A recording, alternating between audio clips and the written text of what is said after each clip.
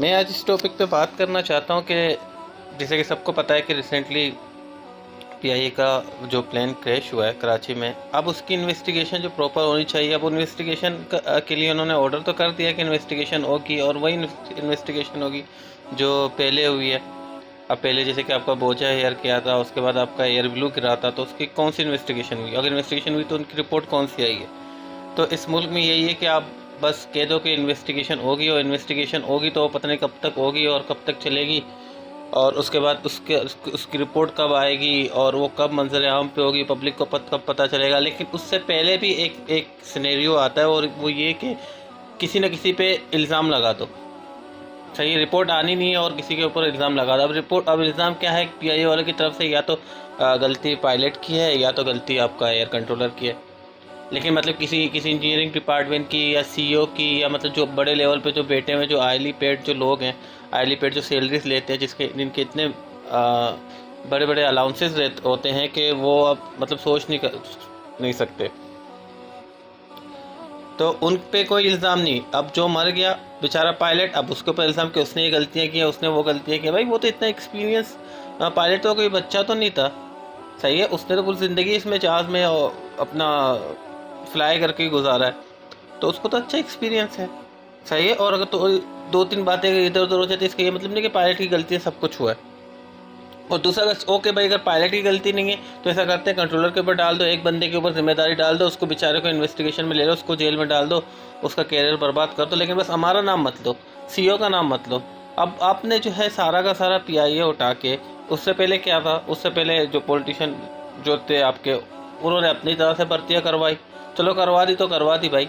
अब जब से ये आपकी ये गवर्नमेंट आई है, ये जो आपके जो क्या कहते हैं इसे, गरीब नवाज और डायलॉग बाज, यू टर्न के जो बादशाह हैं आपके, जब से इस साहब की भी गवर्नमेंट आई है, इन्होंने तो सारा का सारा फौजियों के हाथ में दे दिया है सारा का सारा। अब ये एयर मार्शल के, एयरफोर्स के हाथ में। अब उसका नाम कौन लेगा? अब एयर मार्शल का जो जो कि आपकी गलती है या आपने कोई इसको सही से एंड ओवर। भाई चलो, जो जो पीआईए को नुकसान हुआ, लेकिन वो बेचारों की क्या गलती जो बेचारे ईद मनाने के लिए आ रहे थे अपने घरों में, उनका क्या कसूर? उनको कौन कंपनसेट करेगा? अब ये आपने बोल दिया कि हम 10-10 लाख उनको देंगे। भाई 10-10 लाख से आप किसी को ज़िंदगी थोड़ी वापस कर सकते हो। वो तो कहते हैं कि आप इन्वेस्टिगेशन करो, और जो जो कल्प्रिट्स हैं, जो जो सच में जो जो गुनहगार हैं, आप उनको सजा दो। आपने तो पहले ही सब कुछ पायलट के ऊपर और एयर कंट्रोल के ऊपर डाल दिया।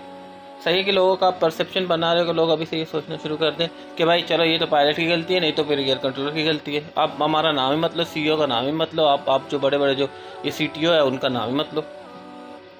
ये तो हो गया पीआईए। अब जिन लोगों के बेचारों के घरों के ऊपर जाके ये प्लेन क्रैश हुआ, जिनके घरों में जाके गिरा है, जिनकी सारे के सारे घर, सारे की सारी उनकी बिल्डिंग कलेप्स हुई है, उनका नुकसान कौन भरेगा?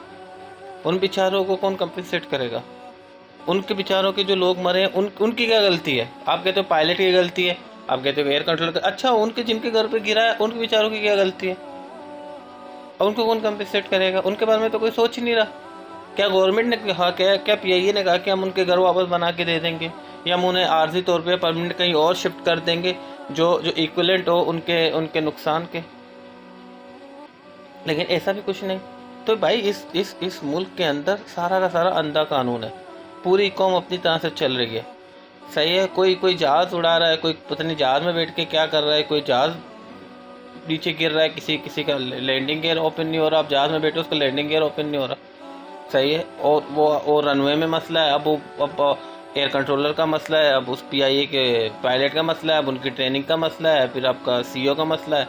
तो इस कौम में मतलब कोई कोई आपका राह चलते आपका 1000 गाड़ियाँ रुकी हुई हैं, और एक गाड़ी जो कहती है मैं कर्नल की बीवी हूँ, मुझे जाने दो।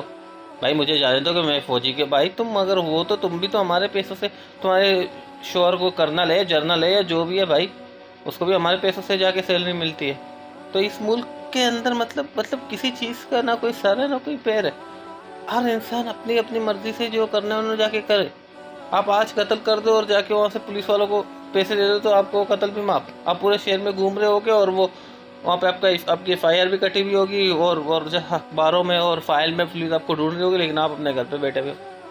तो भाई कुछ भी नहीं है भाई। और बड़े से बड़े को तो छोड़ दो भाई, छोटे से छोटे जो ठेले वाला होगा, जो अब मुर्गी का देख लो, अब जो मुर्गी जो बेच रहे हैं वो अभी 240 में, और जो जो 240 या 250 जो भी रेट सुना है कि जो फिक्स हुआ था, उसके अलावा वो जाके 400 450 में बेच रहे हैं। चलो आप ऊपर या ये सीईओ को ब्लेम करो, यहाँ पे तो नीचे से नीचे का बंदा भी चोर है भाई, नीचे का बंदा बेईमान। तो इस कौम, ये सारी कौम ही तबाह हो गई है, तब किसके क्या बोले। तो